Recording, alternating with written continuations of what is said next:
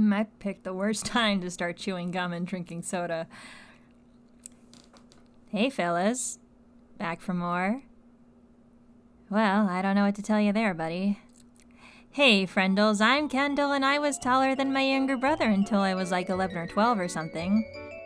If I was funnier, I could segue that into talking about Waluigi being tall somehow, but I'm not. So I'm just gonna get right into what you're all here for. My last video was all about the sculpting process of everyone's favorite rogue elf, so now we're going to make him pretty while praying that I don't have to go back into ZBrush to fix something.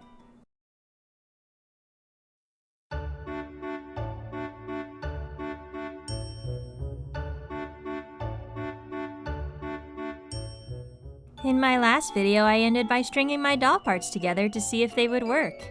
And they did. But that's not the only thing I did immediately after I printed him. What I actually did was sand all the doll parts so that they'd be nice and smooth like the surface of my brain. On the topic of smooth brains, I dropped the faceplates a lot, and this happened more than once. It's an easy fix, but it's definitely annoying. To fix it, I brought out the 2-part epoxy and I used that to glue the ears back in place. I also used that epoxy to glue magnets into the hands. And you know, I really should have taken inventory of all the hands I made because I had to put magnets in all of them. And trust me, that is a lot more tedious than it sounds. When using magnets, you have to make sure the magnets are facing the right way while they're being applied, which can feel like doing rocket surgery on a semi-truck. Also, the 2-part epoxy is very stinky. It's also very strong, so if the epoxy dries with the magnet facing the wrong way, tough tootsies, that's never coming apart and you're gonna have to print that piece all over again. Unfortunately, I did make that mistake and had to reprint some hands. More than once. Because I wanted Dolluigi to pose fabulously, I took the time to make some fabric sueding patterns with some washi tape I don't care about and some pink paper I have for some reason. It's not perfect, but it ended up getting the job done. It was also pretty slapdashed together, so it's not something I'd feel comfortable releasing to the public. There are other tutorials on how to suede dolls online, though, so I suggest you follow them since they're more than likely gonna know what they're talking about. Since I always insist on doing things from scratch, I strung Dolluigi together again, because I took him apart and put him back together a lot, and covered him in some cling wrap with clear tape. I swear that's not as kinky as it sounds. I actually used this plastic cocoon to help make clothing patterns for his unique body type. Did it actually help? No, not really. Despite that, I pushed forward with my plastic body bag to make some patterns and mock-ups of cheap fabric, and the result worked out pretty well. That's probably because the fabric was really thin. Okay, chewing this gum is not helping. You know, I had planned on explaining this whole process that results in the final outfit, but I ended up losing some of the footage and the photos involved in the sewing process, which was really annoying. I checked my external hard drive and all through my phone, but alas. They must have been heated the last time my phone had ingestion, so you're just gonna have to use your imagination as I talk, or just pretend that the footage lines up with what I'm saying. Oh boy, I only have one video of me throwing fabric at a prototype pattern. That would have been a lot more entertaining if I wasn't missing photos, but whatever, moving on. For one mock-up, I used a gray knit fabric for the shirt, and this is where making the shirt felt like I was digging for gold in a pumpkin patch. The first couple mock-ups were in a gray knit, and I initially was going to finalize the prototype in gray, but then I got impatient and jumped into making shirts out of this purple knit fabric I scavenged from a t-shirt. Yeah, I got this purple knit fabric from a t-shirt because I couldn't find any knit fabric in the right shade of purple. And any of the purple fabrics I did find, they were either woven or they had some sort of weird texture like fuzzy fish scales or translucent demonetization bait. So yeah. I initially tried to make the shirt a turtleneck with a back closure, but that ended up looking a bit frumpy. I went back and forth on back closures, alternating between hook and eyes and Velcro before scrapping any back closure completely. Not only that, working with knit on sewing machines is like trying to train my cat to stop eating my houseplants. No matter how hard you try, it's going to eat your houseplants and you might as well invest in some cat grass. That cat grass in my case was a woven purple fabric I already had. I ended up using that fabric to make a long sleeve shirt out of some basic shapes, and that yielded the best result out of anything else I tried. The overalls were a constant fitting fight.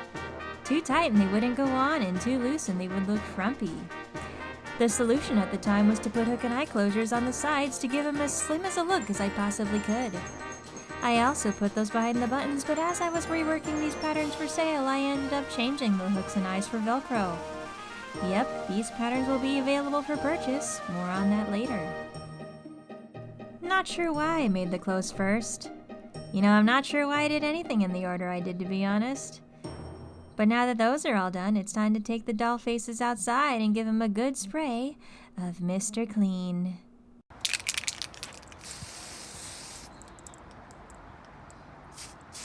Did I even get any of it in frame? Those of you who are prevalent in the doll customizing hobby know exactly what I'm talking about. So here's my first attempt at trying to give my Dolluigi faceplates their proper face up. You know, trying to have a backdrop to be all aesthetic. All I did in this footage was cover his face in pastels, and it's a lot longer than it needs to be. I also didn't know the best camera angles for recording this process, so the camera's focus on some faces is going to change drastically. As you can see in this footage, I gave his face a coat of brown and orange pastels to add dimension to the face. I also used blue pastels for the under eye bags and purple pastels for the eyelids to give dramatic dimension or something. I also used gouache paints for the sclare of the eye, but then I changed my mind and removed it all with acetone. Amity soup! Starting over with a blank face again, I went in with the watercolor pencils this time, starting with the eyebrows, pupils, and sclera of the eyes. I also did it on one side of the face to make sure I was doing it right. But let's be real, I'm posting this to YouTube. Do any of us here really have any idea what we're doing? Once I was satisfied with that side, I draw on the other eye, mixing grays, blacks, and browns to feel like an actual artist. I reapplied pastels to the face while also adding pink pastels to the nose. Canonically speaking, Waluigi's nose is more of a fuchsia color, but this pinkish red color fits well with the browns and orange colors I was adding onto his face. Also, this is my doll. I do what I want. Stinky. This doesn't mean I didn't experiment with painting on a fuchsia color. I absolutely did, and it was bad. Continuing on with the other faces, I draw a slightly different expression with the same colors, this time alternating between pencils and pastels because I didn't have a solid process for how to draw each face. This definitely got repetitive after a while. As it stands, this is the first layer for every faceplate. Some are quicker than others, like the ones with closed eyes, but because I decided to paint so many faces, it's gonna seem like I'm running a circular marathon.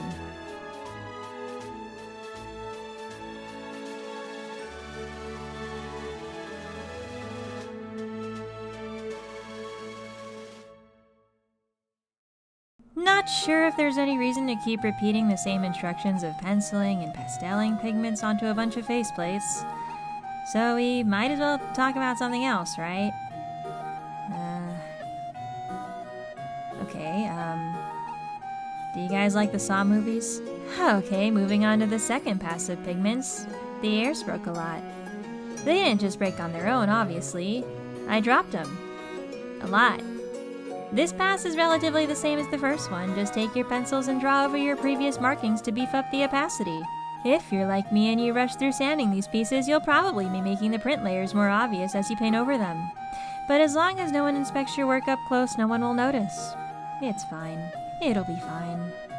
Oh yeah, when you record your face-ups, make sure that the action frequently gets moved out of frame, 'cause that's important. I gave these faces another spray of Mr. Clean in preparation for what I thought would be the last pass of pigments. This time around, I decided to bust out the gouache paints and add more saturation to my previously placed lines, and in my opinion, this was a horrible idea. Okay, before you get on my case about how other doll artists have used gouache paints and how it's been the second coming of doll customizing, that wasn't my experience with gouache, okay? This could be leveled down to a number of things, like the quality of my gouache, how old it is, my skill set, not using enough sealant, or whatever other circumstances I'm not thinking of right now. See, despite all of that, I found that if the gouache became fully opaque, it didn't stay that way after being sprayed with sealant. It was far too susceptible to being reworkable with a wet brush even after it was sealed. So maybe gouache isn't for everyone, or I'm just the personification of user error. Who knows? Despite me knowing I wasn't satisfied with how these were coming out, I kept pushing on anyway, and the overall process was entertaining, I guess. Yeah, it was nice and all. Painting is nice. Speaking of painting, this is when I tried to paint the nose with a pink color, and it didn't work out the way I liked, but I tried it again anyway. Yeah, I didn't stick with these. Since I started some of these face-ups at different times, you can see that I'm jumping from one to another as the paint dries. If needed, I just beef up the ones that needed more meat on those bones, and I also recorded this on my work desk with light coming between the shades. In retrospect, that confuses my camera's ability to focus properly, but I can't do anything about that now. At this point, I decided to sit on the faces, not literally, and work on the wig. This is what happened, and this is, she's on timeout. She's freaking listening. You're in big trouble, doggy. Look at what you did. Because you're still in timeout. She's in timeout. Okay, I think you don't do that, okay? You don't do that. Look at the face. No, don't cry. But you don't do that. You have your toys. You have your toy. You can play with this one. Yeah, toys. But no that one. No. Okay? Okay. Now you can go. Okay? Don't do it again. Don't cry. I've rerouted and glued wefts on doll heads before, but my only experience with wigs was one human-sized wig for a Halloween costume about 2 years ago. I really hope I don't have any photos, but if I do, I'll show it to you guys. It was pretty bad. This one wasn't all too different in regards to the process of making a human-sized wig. This wig actually came out quite nicely once it was done. Unfortunately, you can't really see the progress itself because I can't seem to make an art video without working out a frame, but I'll explain it. I made a wig cap out of the same gray knit fabric from before and sewed on multiple different colors of yarn wefts. I made sure to give it a side part hoping it would emulate his fabulous hair flip. The resulting wig actually looked great. It completely slays. But I completely ruined it trying to style it. Looks like Mariah Carey. I don't know, I assumed this would be easy for some reason, but it wasn't, and the result looked kinda like a dirty Pomeranian. I gave it another shot thinking the fabric I used was too thick for a wig cap, so I borrowed a fishnet from a sailor, and that didn't work either. Fed up with my second failure, I started making a papier-mâché wig cap, but then decided that was a bad idea and set up the head for a fabric and glue wig cap. Then I set it aside to go disembowel a punching bag. Having made another wig cap I didn't record the process of, I decided to glue on some hair wefts before setting it aside to dry. While I waited for it to dry, I started working on the first iteration of the shoes, which you unfortunately can't see much of because I did that actual process out of view again for some reason. Since you can't really see what's going on, I'll explain it while also ranting about how felt should not be considered a fabric. In ZBrush, I made some shoe bases and used those as the base. That's kinda redundant. Then I cut out elf shoe patterns from this chemically pressed fiber abomination of a fabric that we call felt. And I'm gonna go off script for a second to talk about felt a little bit. So, when I took a class on making plush toys, we had this whole lecture on different fabrics, and it was brought up that felt is like this chemically pressed fabric where it's not woven, it's not knit, it's like these little pieces of fabric clumped together with chemicals, and that you're not supposed to use it in toys because a kid could easily pull it apart and swallow it, so it's a choking hazard. But at the same time, you have felt being sold as a craft supply, like for kids and adults, I guess, but they don't want us using it in toys, but it's okay to use in crafts? Does that even make any sense? Can someone just explain that to me? Okay, I'm not losing my mind, I'll continue. I sewed the two shoe shells together, glued them to the base, glued a yellow felt flesh thingy to the sole, and called it good enough for the time being. I did change this later, though. Seriously, kids, don't use felt. Setting those aside to dry, I went back to the wig and continued carefully gluing more wefts and hair to the wig cap. I didn't record it, but I also styled it later as well. Did it work? No. Going back to the faces after sitting on them for a while, this is the point where I realized I liked some parts of the faces, or I didn't like the face at all. With some of the faces, they just needed to have their eyebrows reworked. But then there's faces I just wasn't satisfied with. It was mainly the half-witted faces that looked stinky. I also pulled out the wigs just to show y'all that I would probably get sued for ruining someone's hair if I was a hairstylist. I knew from this point that I had to lay these poor wigs to rest and wipe some of the faceplates clean with acetone. Doll artists look away now. I know. It's painful for me too. I lied. I actually had a feeling I would do this while painting some of the faces since I didn't like how some of them were going. Bringing them outside for another spray of Mr. Super Clean, I also brought out a new sculpted hairpiece, the process of which I didn't think to record. Like at all. But hey, I did take some photos once I got the sizing right. Speaking of things I didn't think about, some of you might be wondering why I haven't made a hat. I couldn't figure out how to, but I knew somebody who probably could. I figured it out. This is like the form of pinche zapato. Here, you see these things? Only the difference is you cut here, you cut here. I mean, look at this. You put it right here, and you're gonna cut two materials, okay? Two materials here. I don't know, those materials aquí. It's not right, but right there. There is two nice circles like this, okay? Two circles, and then you do this to this circle. You're gonna do this, this, and this. It's only sewing, okay? Here, you put this thing inside, and then you do it around, and that's it. And down. Going back to the faces, still not knowing how to best position my camera, I go into the now partially blank faces with a more optimized idea of how I'm going to approach them. Starting with these three, I layer on blues and purples to create those tired eyes. But the purple does kind of make him look like he has eyeshadow on, doesn't it? Or maybe he has sunken eyes. Waluigi rocking those fabulous Steve Buscemi eyes. Seriously, I need Waluigi to be voiced by Steve Buscemi in the next Mario movie. I just love them so much. I also layered pinks and reds to make his nose look like he's ready for allergy season. You know, I feel you there, buddy. As I said earlier, some of these faces only needed minimal change. These faces, for instance, just needed a brow job. You know, this camera angle isn't that bad. I just need to stop reaching in front of the camera and working out a frame. If needed, I layer more pigment from my watercolor pencil to make the sclera, the brows, and the under-eye bags more opaque to hopefully hide the fact that I didn't sand them very well. I also started lifting paint from the pencils and applying it with a brush, especially for the eyebrows to make sure that they're on fleek. Once I'm done with this layer of the face up, I sprayed it outside with MSC and moved on to something else.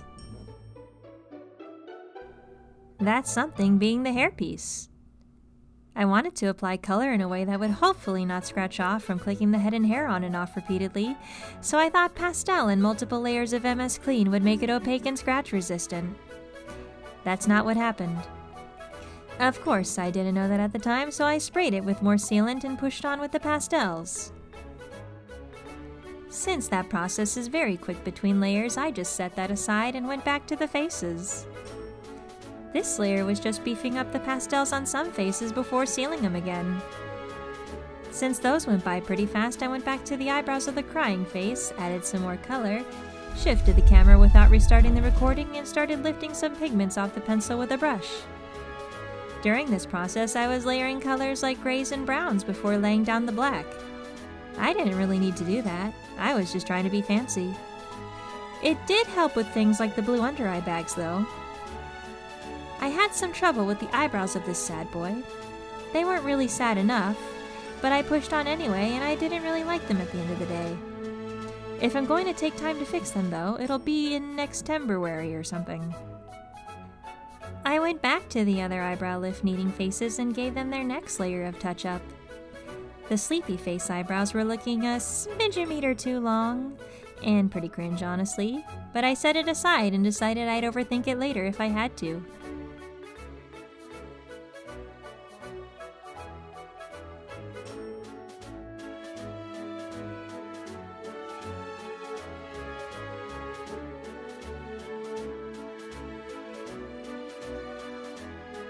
Going back to the other faces, giving them their barely noticeable change in brow opacity, I decided the time for overthinking was now and went back to the sleepy face. Using some acetone, I gave those brows a good wax before sealing them again.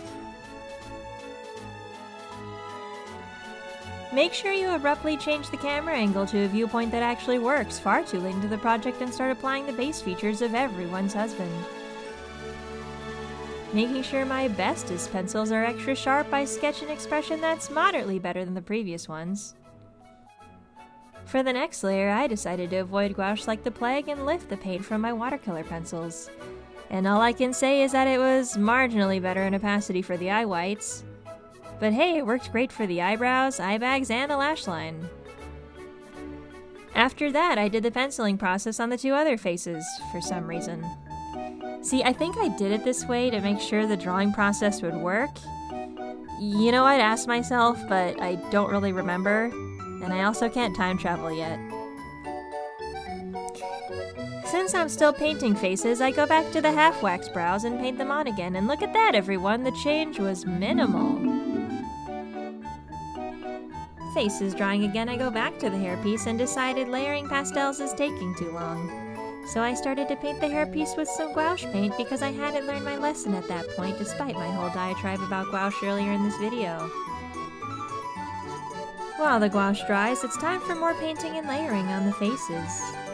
You know, just more painting and layering, painting and layering, painting and layering, painting and layering, painting and layering, painting and layering, painting and layering, painting and layering, painting and layering, painting and layering. Back to the hair, I could have sworn I had a picture of this, but alas, I'm a dingus. Anyway, the dried gouache sealed with MSC looked like a bad drywall installation, so I dropped it in some water and sanded it off, deciding I'd probably be best served using acrylics. I mixed up a custom color, but something inside me said, you know the sideburns are gonna get peeled off because you'll have to set the hairpiece on them to dry, right? Right? Unfortunately, that inner monologue was right, so I was back to color mixing acrylics. The second color was a bit light, but it ended up working out fine, actually. If anything, the secondary color looks like brown highlights. She's feeding. Oh, she's chewing on puppy. The puppy's just dealing with it. Now she's giving kisses.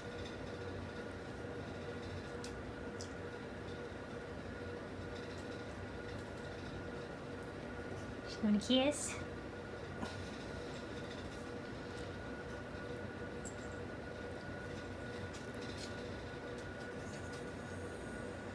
Hey, look at you, dog. You f***ing alone. That's so sad. She's going to kiss. And a bite. And a bite. I guess the hairpiece made me realize I should probably string him together again, especially since this time I had just made him a doll stand. After putting him on his new doll stand, his body looked kinda boring. I mean, that comes with the territory of being naked all the time, but I wanted to add variety to his one-colored skin tone. I broke out the pastels again and started dusting pastels on the joints, clavicle, toes, feet bottoms, and anything else that isn't usually one color. I spray him outside and flip him over once he's dry and pasteled his Venus dimples, shoulder blades, and that beautiful to look at tushy. Wait, what was I saying? Oh yeah, blushing the body or something. Midst the process, I started making him a pair of boxers from the same gray knit that didn't work for the first wig cap. This isn't necessary, I just felt bad about him being naked all the time. I ended up hand-stitching the boxers even though I could have used a sewing machine to do this. My sewing machine eats knit the same way I eat cheese despite being lactose intolerant, and I just do this to feel something. I took that fine hunk of man back for another spray of Mr. Super Clean, and I realized I hadn't touched the hands and neons, so I really had to get on that now. After one good spray of sealant, I drew the gamma symbol on each of the hands, and this became boring and repetitive real fast. Partway through, I realized the white resin of the hands had yellowed, and to be honest, I think that comes with the territory of using white UV print resin. Not wanting to give my doll lemonade hands, I gave them a layer of white before going over them with pigment straight from the pencils to make the gamma symbol stand out a bit more. Once they were done, I gave the hands and the hairpiece a couple good layers of varnish to hopefully give them a longer shelf life. Because I'm a dummy, I went and blushed the bare hands because I completely forgot about their existence up until now. You know, it's always the simpler things that get overthought. Story of my life. You know what I didn't forget about? The hat. It came out really nicely. My mom was able to figure out how to make one and I'm super happy with how it came out. Gracias, mama. All it needed was a few sculpting stitches and a white gamma emblem. The sculpting stitches were easy, which made me think that doing fancy embroidery on the hat would be easy. Yeah, it wasn't easy. It's never easy. I tried to sew on a patch of fabric out of frame, realized that wouldn't work, and moved on to doing embroidery on foam. Out of frame. First attempt of that didn't work out too well either, so I painted another gamma, stitched around it, and said good enough and stitched that to the hat. Wouldn't you know it actually looked better than I thought it would. He almost looks like a complete Waluigi. Almost. If you've been wondering where the mustache has been this whole time, it's been left as the last detail I'd be adding to the face. I didn't feel like going out and buying some scrapbook paper and my phone's memory filled up while I was recording this first part of this footage, but I took some black fabric and painted it with black paint to make the mustaches. That might sound redundant, but the hope was that the paint would keep the fabric from fraying and help make a strong mustache. Not foreseeing this inevitable failure, I just beat the paint into the fabric like it owes me $100. Once it was dry, I made a template on a piece of paper and cut out some L-shaped worms. I tried them on the face and glued on the ones that seemed to be the right size. Did this change later? Yeah. Speaking of change, I decided the shoes looked bad being felt on a resin base, so I decided to try my hand at being a cobbler one last time, but you best believe that this isn't going to be the last time. I stitched together some shoe shells in preparation to sew them to a foam base. Needless to say, that didn't turn out well. I tried hand stitching the shell to the foam base, and that didn't work either.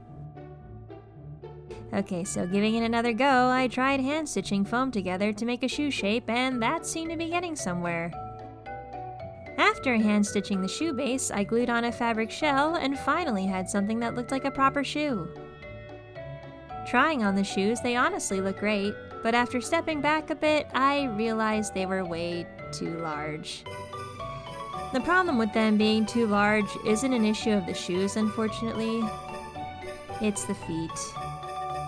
Before I handled that problem, I tackled the mustache issue and decided to buy some scrapbook paper. And oh boy, the difference was staggering. The fabric was hard to cut, and it frayed despite the paint, so I swallowed my pride and invested in a 75-cent sheet of scrapbook paper. I cut out all the mustaches with the same template from before and started gluing them to the faceplates. Then my phone's memory filled up again. Once I treated my phone's indigestion, I went and attached the mustaches to the main faceplate while dreading the fact that I still wasn't finished because of the feet. I went back into ZBrush and printed some smaller feet and new joints. These new joints have locks that would hopefully help with posing, but it turns out I was using weak elastic. After sanding them smooth, I unstrung my doll body and strung it back together with its new joints and feet. Stringing the arms always serves as a reminder of why the channel should always be bigger than you think. I went back and made some new shoes since I pretty much had the process memorized at this point. That, and I'd been anxious to get this doll done since it had been over a year of on and off work by that time.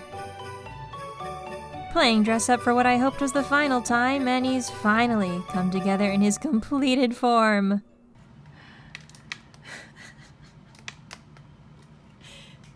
I'm done. I'm finally done. It's been a year and I'm finally done. I'm gonna vomit. Spoiler alert, I wasn't done. This isn't to say I wasn't satisfied with my work, it's just that some things happened, I guess you could say. I took a bunch of pictures, and while I think they look absolutely great, I really struggled to pose the arms, and I wasn't sure why for a while. One day after receiving some 3mm elastic I completely forgot I ordered, I restrung him with some new elastics and the difference was night and day. He now posed like a dream and could even stand on his own sometimes. See, the keyword to what I just said is sometimes. I don't recommend trying that if you make your own Waluigi doll. He's a very top-heavy nutcracker.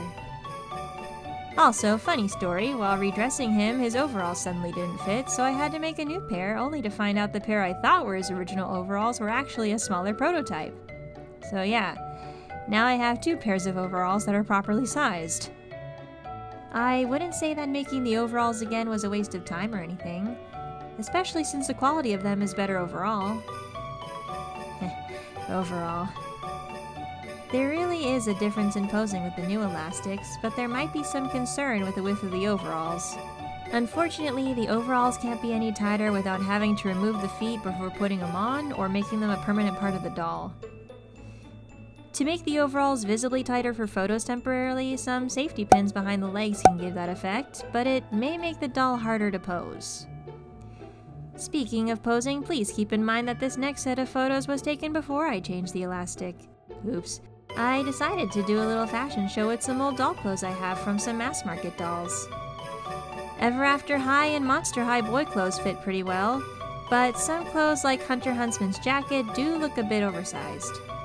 Some feminine garments fit him very nicely since he has such a thin frame, but some dresses were a bit oversized due to his lack of feminine curves. Man, y'all have no idea how happy I am to get to this point. I started this back before I graduated art school, which was probably in April or May of 2022. So right now, it's August 2023 as I write this, and as I read this, and I've learned a lot during this project, including more about video editing as my perfectionist nature has shown me. I know 1 year sounds like a long time, but there were a number of things that made this a very on and off, time-consuming project. These circumstances in no particular order include graduating from art school with a bachelor's degree, adopting a cat, ending up in the hospital because of that cat, going through 4 different jobs, 2 of which had me contemplating slip and slide because of how miserable they made me feel by the end, changing medications twice resulting in severe incompatible reactions, one of which was while I was editing this very video, taking some of my pets to the emergency vet 3 times, being interviewed twice, then ghosted by a huge company. Being interviewed for a corporate job that later went sour once the potential salary was revealed to be a very lowball offer, and other things I may not be remembering right now. Quick addendum to this too, I also caught a cold while I was editing this video, so that really put a damper on how long it was taking me to do this. I was hoping to have it done by the week I got sick, but that didn't work out. If I were to spend all my time doing projects like this, everything from the sculpting, printing, sewing, painting, and all that other fancy stuff would take anywhere between 2 weeks to 2 months added together. Mind you, that likely doesn't include the video editing process, which right now I can't give a proper time estimation for. My perfectionist nature and some technical difficulties, like accidentally saving over the script in my previous video, have made video editing a much longer process than I anticipated. This project, like many of my other doll projects, was initially a personal project for portfolio reasons. I started recording it thinking it might be beneficial to someone since one of my goals is to further my education and eventually become a professor, but my workflow wasn't all that optimized this time around. I didn't necessarily think this was something I'd post to YouTube for entertainment purposes, but I already have a lot of fun posting cringe on my other social media. I suppose it'd be fun to do the same on a place like YouTube. Who knows? Maybe this video could inspire someone. I mentioned earlier in this video and in the previous video that I plan on releasing the Doll STL files and the clothing patterns for sale, but there is an obvious copyright issue since I don't own Waluigi. Don't get me wrong, I wish I did. Despite that, I think I've come up with a proper workaround for those who want to print their own. Ladies and gentlemen, meet Gamma. A 10-inch ball-jointed doll with 6 pairs of bare hands, a general anime boy faceplate, and his own doll stand. The Gamma STL will be available in my Gumroad store for those of you who want to print your own or even edit and adjust him to your liking in any STL-compatible software. All of this for only $30 US. The patterns for a pair of overalls, a long sleeve shirt, a hat, and some elf shoes will also be available in my Gumroad store. For those of you who would like some other Gamma-compatible parts inspired by a special purple plumber, those will also be available in my Gumroad store, where you can download those parts for free or even an optional donation. I look forward to seeing what you all come up with, whether it's making your own Waluigi dolls, another character entirely, or maybe even your own character. If you'd like to see more from me, please check out my card linked in the description for my Instagram, Twitter, and many other social media sites. If you'd like to see more of my work or would like to hire a freelancer for your project, please check me out at CordeliaLibelle.com. That's KORDEAHLIBELLE.com, and contact me through the listed email. I hope you're all doing well, and if no one told you today, the world wouldn't be the same without you. Know that you're valued and you make my world a better place every day. Shalom, everyone.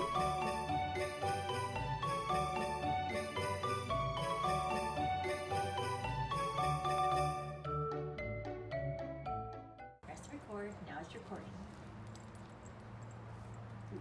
Oh my god, she might pee on it. Think so? Maybe. What you think they are playing?